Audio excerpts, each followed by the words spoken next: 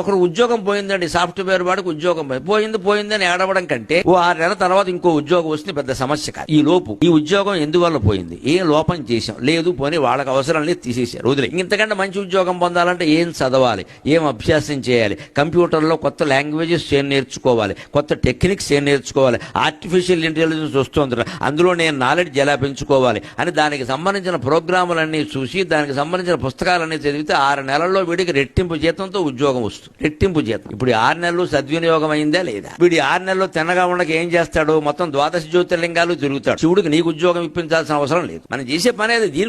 నీకు ఉద్యోగం రావడం శివుడికి ఏం పని ఇక్కడ? అది పెద్ద విషయమా? నువ్వు కూర్చుని చదువుకోరాదా? చదవడం. అక్కడి నుంచి చేయి చూపిస్తాడు, కాలు చూపిస్తాడు, నాకు ఉద్యోగం ఎప్పుడు వస్తుంది, ఉద్యోగం రాదు, తర్వాత వస్తుంది. మనం తెలివితే 6 నెలలు ఉపయోగించుకోవచ్చు కదా. ఈ ఖాళీగా ఉండే అవకాశాలను కానీ వినియోగించుకోవచ్చండి. దాని ద్వారా మన జ్ఞానాన్ని పెంచుకోవచ్చు. చదవలేని పుస్తకాలు ఇప్పుడు చదువుకో, బోల్డ్ అవకాశం వచ్చింది కదా. అలాగే వినియోగం చేసుకోగలగాలి.